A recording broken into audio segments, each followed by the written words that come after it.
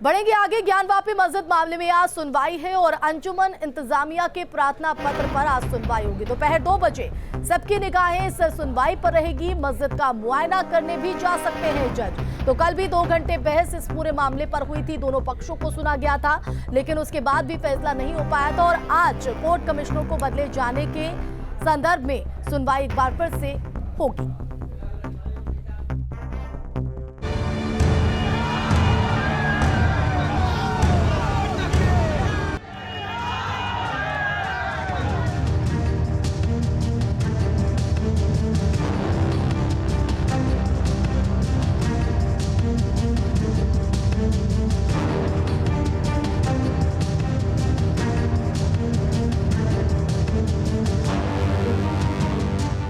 सर्वे भवन्तु सुखिना, इसका मतलब होता है सभी सुखी होवे, सभी रोग मुक्त रहें, सभी का जीवन मंगलमय बने और कोई भी दुख का भागी ना बने। इस वाक्य का इस्तेमाल यहाँ इसलिए हो रहा है क्योंकि सूबे के 3 जगहों पर जो धर्म से जुड़ा विवाद चल रहा है उसका हल सर्वे से ही हो सकता है, क्योंकि विवाद का हल सबको सुख देगा और सबका जीवन मंगलमय होगा।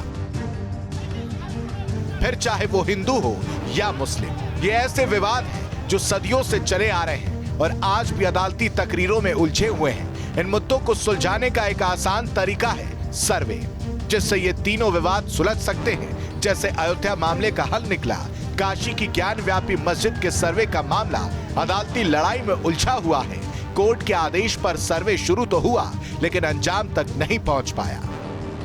मस्जिद की वीडियोग्राफी नहीं करने दी गई तो कभी कोर्ट कमिश्नर पर पक्षपात करने का आरोप भी लगा, जिस पर कोर्ट में बुधवार को फैसला होगा।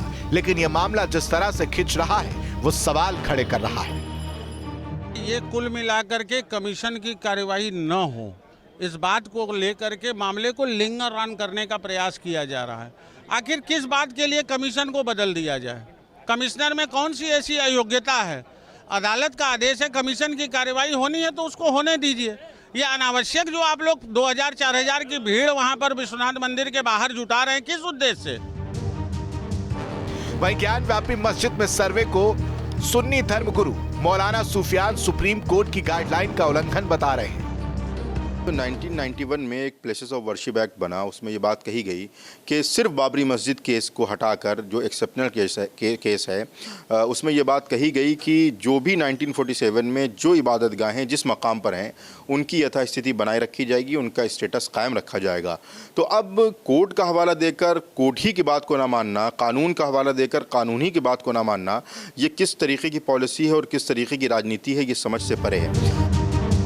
ये अकेला मामला नहीं है, इसके अलावा मथुरा की श्री कृष्ण जन्मभूमि और शाही ईदगाह मस्जिद का विवाद भी अदालत में है। ज्ञानवापी की तरह श्री कृष्ण जन्मभूमि और शाही ईदगाह का विवाद सुलझाने के लिए वीडियोग्राफी और सर्वे के लिए प्रार्थना पत्र दायर किया गया है। ये श्री कृष्ण जन्मभूमि ट्रस्ट की जमीन है, हम वेरी फर्स्ट डे से इस बात को कहते रहे और जितने भी रेवेन्यू के रिकॉर्ड देखेंगे उसमें श्री कृष्ण जन्मभूमि ट्रस्ट का नाम है, नगर निगम का रिकॉर्ड देखेंगे उसमें श्री कृष्ण जन्मभूमि ट्रस्ट का नाम है। तो यहाँ पर जो अनावश्यक रूप से इनक्रोच किया हुआ है, जो हिंदुओं का जो असली मूल गर्भगृह है, जो मंदिर है जहाँ भगवान प्रकट हुए थे, हम चाहते हैं कि वहाँ मंदिर का निर्माण हो, उसी को लेकर के हम कोर्ट में गए हैं। ज्ञानवापी और मथुरा के मामले के बीच ताजमहल का मामला भी कोर्ट पहुंच चुका है। अब सवाल ये उठता है कि अगर मथुरा, आगरा और काशी में सर्वे होगा तो उससे सच सामने आएगा। लेकिन सवाल ये है कि सच से घबरा कौन रहा है?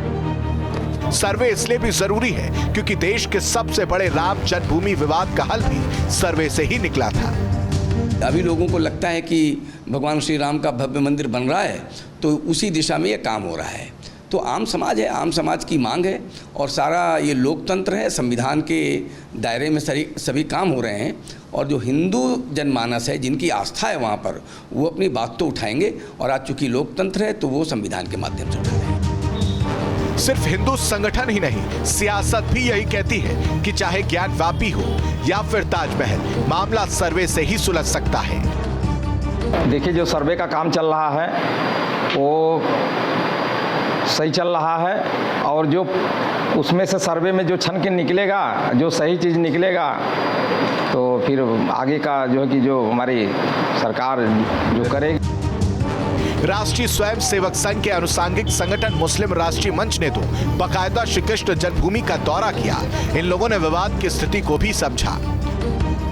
आज हमने जब अपनी आंखों से ही सच्चाई देखी है तो इस बात को हम नकार नहीं सकते कि इस जिसने भी जो हमारे पुराने जो विदेशी आए थे दूत, उन लोगों ने जो ये मंदिर को तोड़कर मस्जिद बनाई है, तो हम चाहते हैं, हम भाईचारा और अमन चाहते हैं, क्योंकि हम मुसलमान कभी नहीं चाहते कि हमारे देश में लड़ाई हो या कोई ऐसा विषय हो जिससे लड़ाई विवाद आपस में बने।